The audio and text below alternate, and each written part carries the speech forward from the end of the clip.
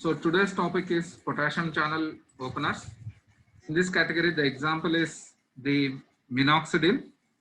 Then this structure of minoxidil. So this is the pyrimidine part and the piperidine attached to it.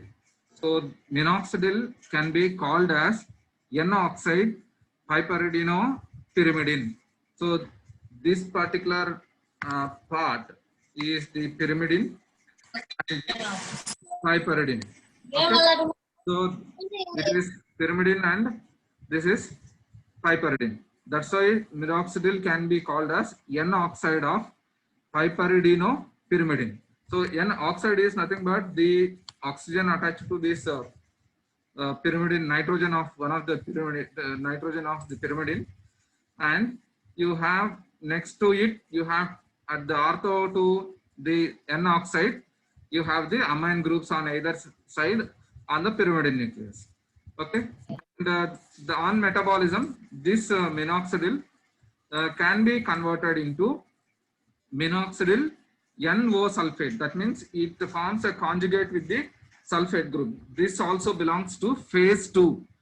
Okay, in most of the cases, we have seen that the conjugation occurs with the glucuronic acid, but this is the first example where we have come across where the minoxidil, that is phase 2 metabolism or phase 2 biotransformation example conjugation, in that the minoxidil will undergo NO sulfate conjugation. Then this NO sulfate will react with the glucuronide to give you minoxidil O glucuronide. So this is the final metabolite which is formed in case of the biotransformation of minoxidil.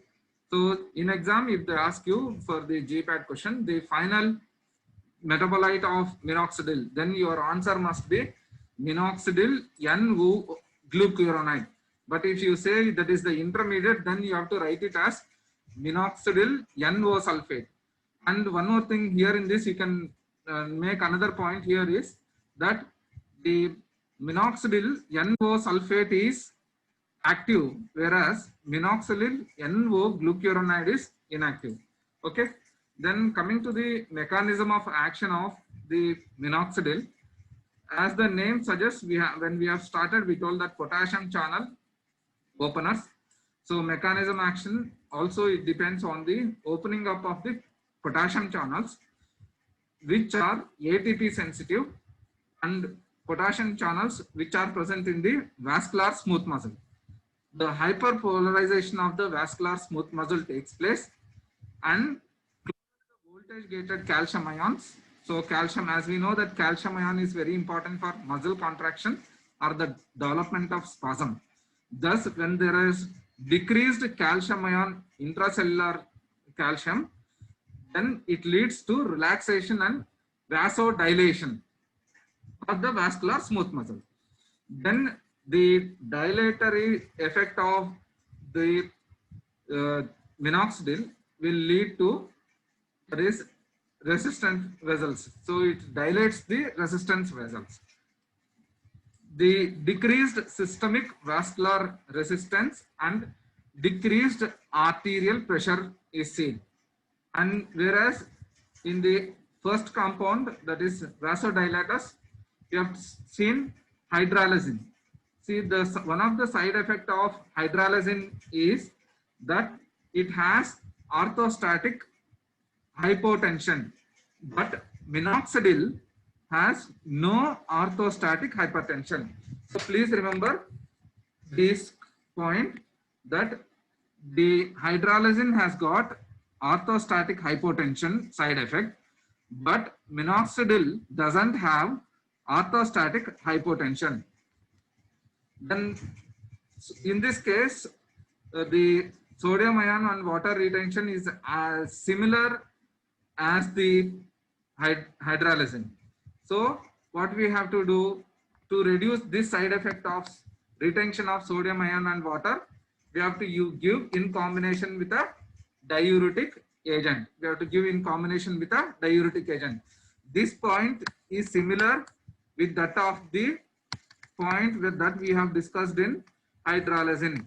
So now common point we can make out here is both hydralazine and minoxidil, both hydralazine and minoxidil has sodium and water retention side effect. So to overcome this side effect, we can administer a diuretic along with hydralazine or along with minoxidil. Then the reflex action takes place even in the case of the minoxidil and as well as hydralazine. So we can give a beta blocker. So here we are giving two additional drugs if you are using minoxidil. One is a diuretic we are giving and another is a beta blocker. So these two are to overcome the side effects which are produced with the minoxidil. Action begins within 30 minutes, that is because of activation required. So the that is the compound. Here we told the minoxidil NO sulfate is active, so it has to undergo biotransformation. So the time required is minimum 30 minutes. After that only the metabolite will be active. Then uses, it is used in severe hypertension and also it is used in alopecia. So alopecia means, see, there is this condition is loss of hair in case of the males. That condition is known as alopecia. Okay, that condition is known as alopecia. It is mainly used in case of treatment of alopecia in case of the male patients or in case of males, that is treatment of hair fall in males. Then coming to the other drugs, we have another drug known as the guanethidine. So the other drug is guanethidine. So this guanethidine, and you have another drug known as guanadrel. So the structure of guanethidine is, so it is a 8-membered structure.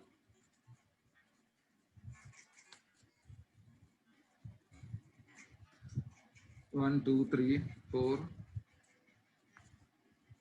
1, 2, 3, 4, 5, 6, 7, 8. Okay, 8-membered ring with nitrogen present.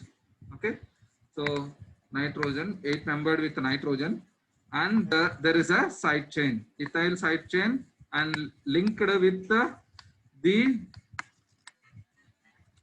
what is this called as guanidine, linked with guanidine. Okay, that's why this compound is known as guanethidine.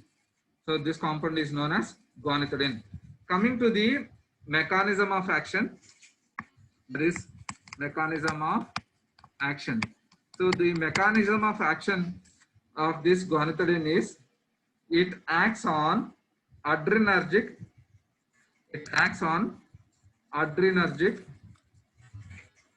neuronal blocking agent. It acts as adrenergic neuronal blocking agent, and this which produces selective block of peripheral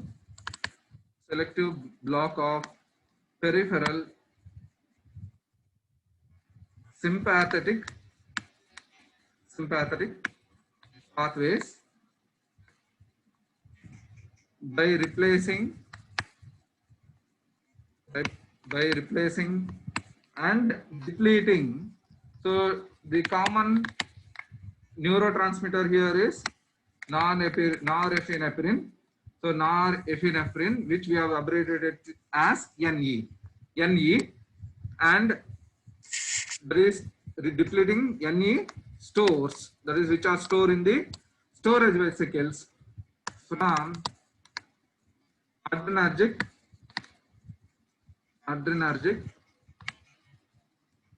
nerve endings. endings, but not from the adrenal medulla. Because why we are stressing here about this feature of not affecting the adrenal medulla?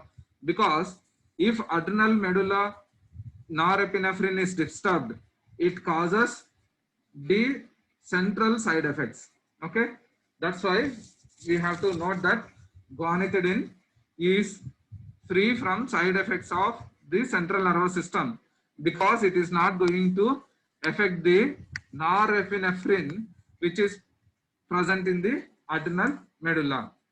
Then coming to the use, this guanethidine mainly it can be used in case of moderate to severe moderate to severe hypertension. Okay. Then the side effects are the postural hypotension side effects. The side effects which are associated with the guanethidine are postural hypotension,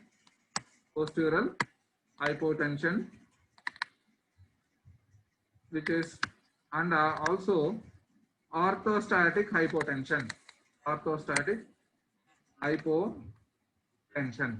So these are the two things, and apart from that, we also have the another side effect, that is which is seen in case of minoxidil and as well as hydralazine, sodium retention, which will lead to edema.